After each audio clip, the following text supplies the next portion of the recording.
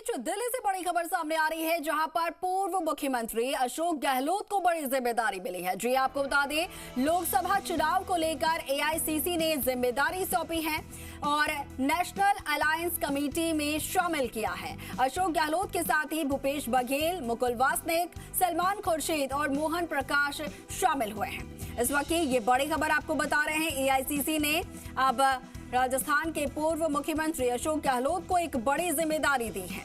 लोकसभा चुनाव को लेकर ये एआईसीसी ने बड़ी जिम्मेदारी सौंपी है और नेशनल अलायंस कमेटी में अशोक गहलोत को शामिल किया गया है। उनके साथ साथ में भूपेश बघेल, मुकुल वासनिक, सलमान खुर्शीद और मोहन प्रकाश, ये बड़े नाम भी शामिल हैं, जिन्हें बड़ी जिम्मेदारी सौंपी गई है।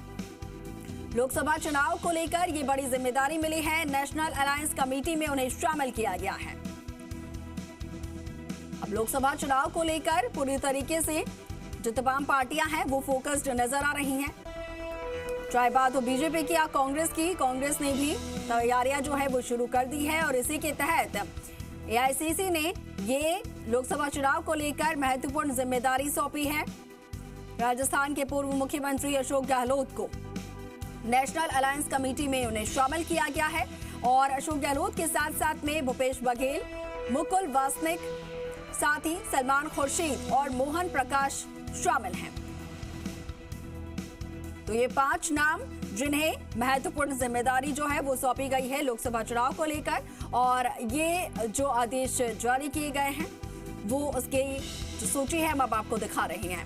ये कॉपी है उस आदेश की जो कि एआईसीसी की तरफ से जारी की गई है और इसको लेकर ज्यादा जानकारी दे पाएंगे हमारे सहयोगी शशि मोहन हमारे साथ फोन लाइन पे जुड़े हैं। शशि, विधानसभा चुनाव जो है वो खत्म हुआ, अब लोकसभा चुनाव की तैयारियों में पार्टी जुटी हुई है। इसी के तहत एआईसीसी ने एक महत्वपूर्ण जिम्मेदारी यहां पर दी है अशोक गहलोत को, साथ ही और भी 4 नाम इसमें शामिल हैं। देखिए, मुख्यमंत्री अशोक गहलोत को बड़ी जिम्मेदारी दी गई है, पूर्व मुख्यमंत्री हैं और नेशनल अलायंस कमेटी में शामिल किया है। दरअसल लोकसभा चुनाव के मद्देनजर दूसरे जो घटक दल हैं इंडिया गठबंधन से जुड़े हुए या जो गठबंधन में शामिल नहीं हो सके, उनसे किस तरीके से बातचीत करनी है, किन किन मुद्दों पर सहमति बनानी है, ये इस कमेटी का काम होगा। और इसमें अशोक गहलोत के साथ भूपेश बघेल, मुकुल वासनिक और सलमान खुर्शीद और मोहन प्रकाश को भी जगह दी गई है। राजस्थान से 2 चेहरे इसमें शामिल हुए हैं। दरअसल अशोक गहलोत के अलग अलग क्षेत्रों में दौरे होने के कारण से और प्रवासी राजस्थानियों से मिलते रहने के कारण से अलग अलग राज्यों में अच्छे संपर्क हैं और इस नाते उनके वहाँ के नेताओं से भी अच्छे संपर्क हैं। जो क्षेत्रीय दल हैं उनसे भी उनकी बातचीत अच्छी रही है। आपने ध्यान दिया होगा, पहले जो भैरव सिंह शेखावत थे तो वो भी अक्रॉस पार्टी लाइन रिलेशन रखते थे। अच्छा व्यवहार होने के कारण से भैरव सिंह शेखावत को भी बीजेपी में इस तरह की जिम्मेदारी दी जाती रही थी पहले भी, जब एआईडीएमके या दूसरे घटक दलों से बात करनी होती थी तो।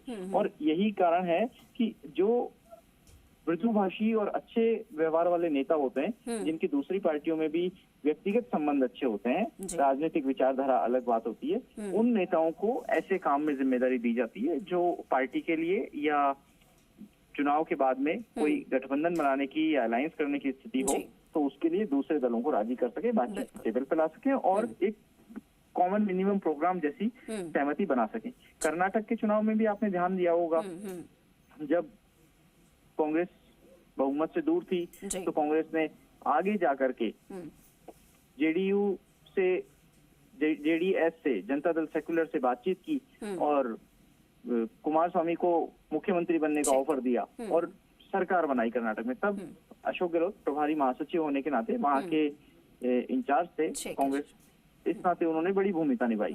तो ऐसी भूमिका भविष्य में भी रहे गहलोत की, इसको देखते हुए उन्हें एआईसीसी में बड़ी जिम्मेदारी दी गई। जी बिल्कुल, ठीक है शशि मोहन, बहुत शुक्रिया आपका तमाम बातचीत के लिए, तमाम जानकारी के लिए।